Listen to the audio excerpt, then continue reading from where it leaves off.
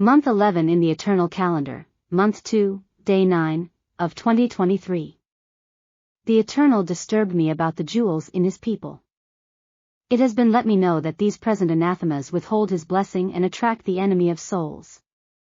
Chains, earrings, are open anathemas, but the underhanded ones are passed off as good, like this calling the bad good. I was told about gold watches and rings that, according to many believe, are of weddings or love engagements, symbols of their union of love, but this is far from such a thing. The enemy fights, because those who claim to follow the Eternal look as he wishes and do as he pleases.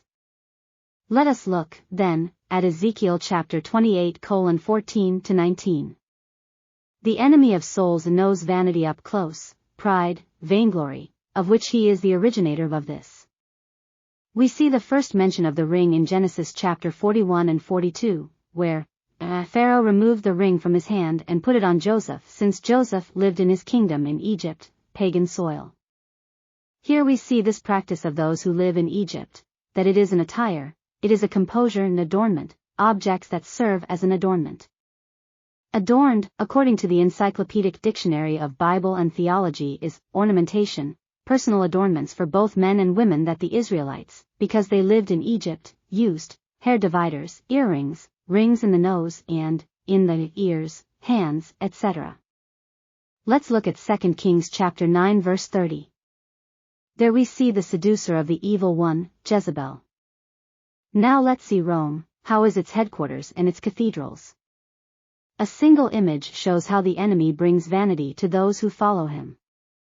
In Revelation chapter 17:4-5, let's read there. Now let's see what Sister Ellen G. White tells us about this in Testimony Treasures, Volume 1, page 593, topic, title, 2, in the Electronic Library. And Testimony Treasures, Volume 1, page 201, item 3 of the Electronic Library.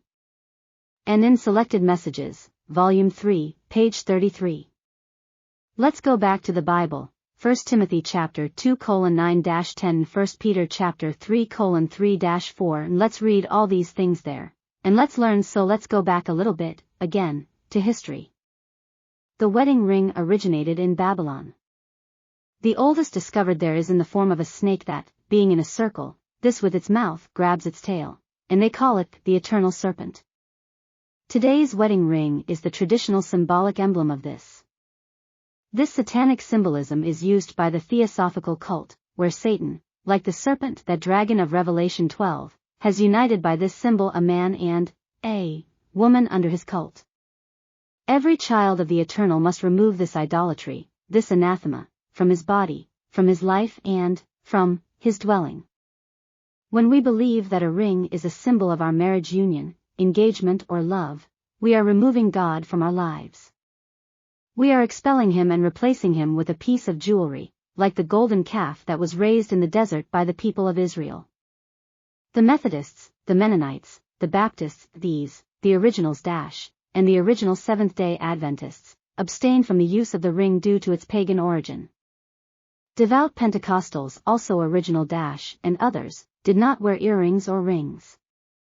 Today, everything has been corrupted and to the bad is called good. This connection, or lowering of the norm of God led to accept in these churches or these denominations, casual drinks, smoking, chewing tobacco, playing cards or dice.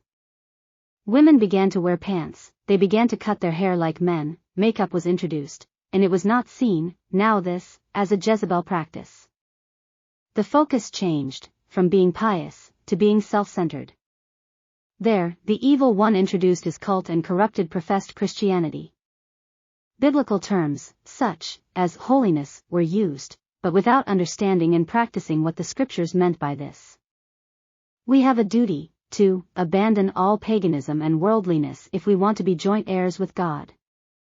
We have today a generation that walks by sight, and not by faith, in holiness. Many say that this is something minor and that there are worse things, but we have already been told that many will be lost due to minor details. It is time to let the Eternal undress us and, that, he dress us, if we really want God to be in our lives. It is time that, we let his holiness and purity speak through our engagements and marriages. Are we image of God? Or of idols? The Egyptians and the Greeks also used these symbols. The sign of totality of rebirth, of evolution, without beginning and without end, day and night, life and death, good and evil, are represented by the round without end, in itself, of the ring. The true ornament of the Christian should be to reflect Christ in his life wherever he goes. There, in the aforementioned quote from Testimony Treasures, Volume 1, page 593, paragraph 2, of the electronic library, the Blue Electronic Library, because there is a red one, says the following: Don't our sisters have enough zeal and moral courage to place themselves without excuse on the part of the Bible? The Apostle gave very explicit indications about this matter. Like manner also, adorn themselves in modest apparel, with shamefacedness and sobriety, not with broided hair, or gold, or pearls, but good works which becometh women who profess piety. We find that in 1 Timothy 2 verses 9 to 10, here the Lord, through his apostle, speaks expressly against carrying gold. People of experience take care not to mislead others by their example in this regard. That ring around your finger may be very plain, but it is useless, and by wearing it you exert a bad influence on others.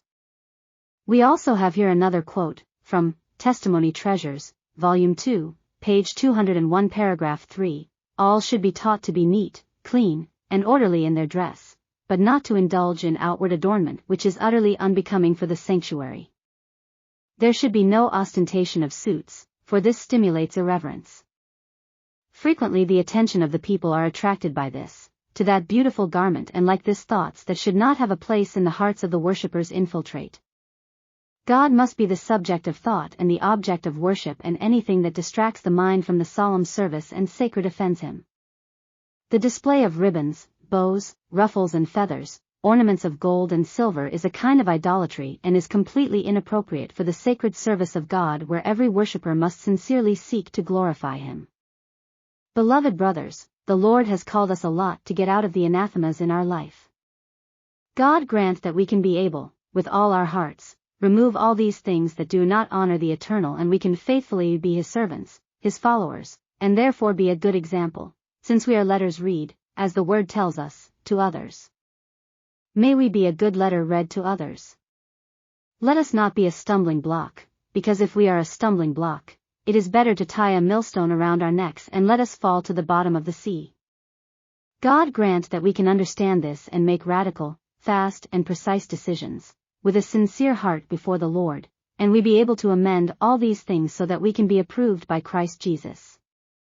Many people will say, but I didn't know that, but if this has reached your ears at this time, you already know it. So, as long as we do not know, we are not guilty, but when we know and we discard it, we disregard what the Eternal has let us know. That's when the guilt begins. God grant that we can understand and that we can walk in the footsteps of the teacher. May the Eternal bless us.